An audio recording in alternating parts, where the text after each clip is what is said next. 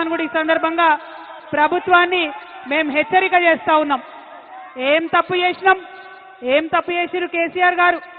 నీళ్ళు ఇవ్వడం ఆయన చేసినటువంటి తప్ప, నిధులు తీసుకురావడం ఆయన చేసినటువంటి తప్ప, కేసీఆర్ కిట్ ఇవ్వడం ఆయన చేసినటువంటి తప్ప, అభివృద్ధి పదంలో తెలంగాణను దేశంలో నంబర్ 1గా నిలబెట్టడం తప్ప ఏం తప్పు? ఎందుకోసం నోటీసులు ఇచ్చిరని ఇవాళ తెలంగాణ జాగృతి తరఫున, యావత్ తెలంగాణ సమాజం తరఫున నేను కాంగ్రెస్ ప్రభుత్వాన్ని ప్రశ్నిస్తా ఉన్నాను. కాళేశ్వరం ప్రాజెక్ట్ అంటే కేవలం 3 బెరాజులేనా? కాళేశ్వరం ప్రాజెక్ట్ అంటే కేవలం 3 బెరాజులే అని చెప్పి మీరు ఒక కాంగ్రెస్ కమిషన్ వేసిండ్రు. అది జ్యుడిషియల్ కమిషన్ కాదు, ఏం కాదు, కేవలం అదొక రాజకీయ కమిషన్, కాంగ్రెస్ కమిషన్. అది 21 పంప్ హౌజ్లు ఉన్నాయి కాళేశ్వరంలో, 15 రిజర్వాయర్లు ఉన్నాయి, 200 కిలోమీటర్ల పైచిల్కు టన్నెల్లు ఉన్నాయి, 1500 కిలోమీటర్ల పైచిల్కు కాలువలు ఉన్నాయి. కాళేశ్వరంలో ఎత్తిపోసిన మట్టితోని దాదాపు 300 పిరమిడ్లు కట్టొచ్చు. కాళేశ్వరంలో వాడినటువంటి స్టీల్తోని ఒక 100 ఐఫిల్ టవర్లు కట్టొచ్చు. కాళేశ్వరంలో పోసినటువంటి కాంక్రీట్ తోని ఒక 50 బుర్జ్ ఖలీఫాలు కట్టొచ్చు. అంత పెద్ద ప్రాజెక్టు కాళేశ్వరం. కాళేశ్వరం ప్రాజెక్టు మొత్తం కంప్లీట్ అయితే 35% తెలంగాణ భూభాగానికి సాగునీరు ఇచ్చేటటువంటి ప్రాజెక్టు కాళేశ్వరం ప్రాజెక్టు. 40 టీఎంసీలతోని శాశ్వతంగా హైదరాబాద్కు మంచినీళ్ళు ఇచ్చేటటువంటి ప్రాజెక్టు కాళేశ్వరం ప్రాజెక్టు. 16 టీఎంసీలతోని మన పరిశ్రమలన్నిటికీ కూడా నీళ్ళు ఇచ్చేటటువంటి ప్రాజెక్టు కాళేశ్వరం ప్రాజెక్టు. ఇన్ని ప్రయోజనాలు ఉన్న ప్రాజెక్టు, ఒక నదిని మొత్తం ఎత్తిపోసినటువంటి ప్రాజెక్టు, ఎక్కడో 90 మీటర్ల అడుగున ఉండే నీళ్లను 630 మీటర్ల పైకి ఎత్తిపోసేటటువంటి project. Multi level lift irrigation scheme, మామూలు multi level lift irrigation scheme కాదు, world's largest multi level lift irrigation scheme. నేను ఇవాళ ఛాలెంజ్ చేస్తా ఉన్నా, కేసీఆర్ కాబట్టి, గట్టి గుండె కాబట్టి, ధైర్యం ఉంది కాబట్టి ఇటువంటి ప్రాజెక్ట్ని ఆయన ఆలోచన చేయగలిగిండు. ఈ కాంగ్రెస్ ప్రభుత్వం కనీసం కల కూడా కనలేదు అటువంటి ప్రాజెక్టు కట్టాలి తెలంగాణకని. ఆయన తెలంగాణ యోధుడు, నీళ్ల కోసం పుట్టినటువంటి ఉద్యమం కాబట్టి గోదావరి నదిలో నీళ్లు మన వాటా మనకు రాకపోతే తెలంగాణ ఎడారిగా మారుతుందనే విషయం కేసీఆర్ గారికి తెలుసు కాబట్టి ఇంత పెద్ద ప్రాజెక్టుకి ఆయన రూపకల్పన చేసింది. అంతకుముందు రాజశేఖర్ రెడ్డి గారు ప్రాణహిత చేవెళ్ల ప్రాజెక్ట్ అని పెట్టి కేవలం 16 టీఎంసీలు తెలంగాణకు వచ్చేటట్టుగా ప్లాన్ చేస్తే కేసీఆర్ గారు దాన్ని మార్చి 16 టీఎంసీలు నిలవ ఉండడం కాదు, 141 టీఎంసీలు నిలవ ఉండాలే అని రిజర్వాయర్లు 15 రిజర్వాయర్లు కట్టిండ్రు. నా తెలంగాణ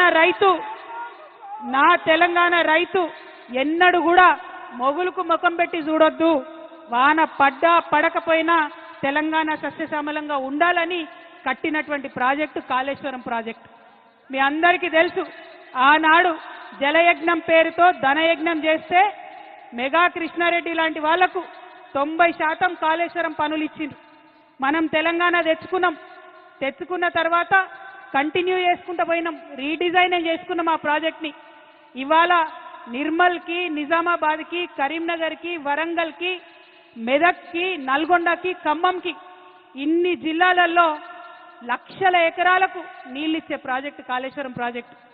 డైరెక్ట్గా 20 లక్షల ఎకరాలు, ఇండైరెక్ట్గా ఇంకొక 18.5 లక్షల ఎకరాలకు, అంటే టోటల్గా కాళేశ్వరం పూర్తయితే 40 లక్షల ఎకరాలకు నీళ్ళు వస్తాయి. అవన్నీ పక్కకు పెట్టిండ్రు. కేవలం ఒకటే ఒక కుట్ర, ఏంది? కేసీఆర్కు పేరు రావద్దు. రైతు బంధు ఇచ్చినందుకు కేసీఆర్ని గుండెల్లో పెట్టుకున్నారు రైతులు. వాళ్ళు మర్చిపోవాలి కేసీఆర్ని బద్నాం చేయాలి. అందుకోసం వేసినటువంటి కమిషన్ ఇది తప్పితే ఇంకొకటి కాదు. ఇవాళ నేను ఛాలెంజ్ చేస్తా ఉన్నా ముఖ్యమంత్రి గారిని, మీ గురువు గారు చంద్రబాబు నాయుడు గారు 200 టీఎంసీ గోదావరి నీళ్లు ఎత్తుకపోతా ఉంటే బనకచెర్లకు నేను తీసుకుపోతా అని ఆయన బాజాప్తా కాలర్ ఎగ్రెస్ చెప్తా ఉంటే ఎందుకు మీకు ధైర్యం వస్తలేదు లేఖ రాయడానికి? అపెక్స్ కౌన్సిల్ మీటింగ్ పెట్టమని మీరు ఎందుకు అడగలేకపోతా ఉన్నారు? क्या मजबूरी है भाई रेवंत रेड्डी साहब का? कई को नहीं लेटर लिखे? हमारा पूरा गोदावरी आंध्रा को लेके जा रहे, हमारा पानी पूरा आंध्रा को लेके जा रहे, क्यों नहीं लेटर लिख रहे? मुख्यमंत्री गाరు నేను డిమాండ్ చేస్తా ఉన్నా, గోదావరి పెన్నా లింకేజ్ పేరుతో ఏదైతే ప్రాజెక్టు కట్టి బనకచెర్లకు నీళ్లు తీసుకుపోతా ఉన్నారో అది మీరు తక్షణమే ఆపాలే. మన భూభాగంలో తుపాకుల గూడెం దగ్గరనే ఆ లింకేజ్ పాయింట్ ఉండాలని చెప్పి మీరు ఇమీడియట్ గా కేంద్ర ప్రభుత్వానికి అపెక్స్ కమిటీకి లెటర్ రాయాలని తెలంగాణ జాగృతి తరఫున ప్రభుత్వాన్ని డిమాండ్ చేస్తూ ఉన్నాం. అదేవిధంగా ఇంకొక మాట మనందరం ఆలోచించుకోవాలి. మనం ఒక చిన్న ఇల్లు కడితేనే అనేక ఇబ్బందులు అవుతాయి, ఏదో ఒక సమస్య వస్తుంది. ఇంత పెద్ద ప్రాజెక్టు కట్టి 40 లక్షల ఎకరాలకు నీళ్ళు ఇవ్వాలంటే చిన్న చిన్న సమస్యలు చాలా వస్తాయి. ఈ మేడిగడ్డ పిల్లర్ ఒకటి కుంగింది, ఇంకొక రెండిటికి పగుళ్ళు వచ్చినాయి. మరి రిపేర్ చేయొచ్చు కదా. రిపేర్ చేసి కేసీఆర్ గారు ఎట్లయితే 20 లక్షల ఎకరాలకు నీళ్ళు ఇచ్చిండ్రో ఇవ్వచ్చు కదా. ఇప్పుడు ఈ కాంగ్రెస్ అధికారంలోకి వచ్చినాక 3 పంటలకు కూడా నీళ్ళు లేకుండా రైతులు నిండబెడుతున్నారు. కేవలం స్వార్థం, కేవలం కుట్ర. మరి ఇదే మెగా కృష్ణారెడ్డి గారు 21 పంప్ హౌజులు ఉంటే 20 పంప్ హౌజులు ఆయనే చేస్తాడు మెగా కృష్ణారెడ్డి. మెగా కృష్ణారెడ్డిని కమిషన్ ముందుకు పిలిచే ధైర్యం రేవంత్ రెడ్డి గారికి లేదు. చాలా సిగ్గుపడాల్సిన విషయం. ఇవాళ కాంగ్రెస్ ఉందంటే ప్రజల కోసం పనిచేస్తలేదు, కమిషన్ల కోసం కాంట్రాక్టర్ల కోసం మాత్రమే పనిచేస్తున్నది. నిజంగా తెలంగాణ పౌరుషం చూపించాల్సినటువంటి సమయం వచ్చింది. రేవంత్ రెడ్డి గారిని, కాంగ్రెస్ ప్రభుత్వాన్ని నిలదీయాల్సినటువంటి సమయం వచ్చింది.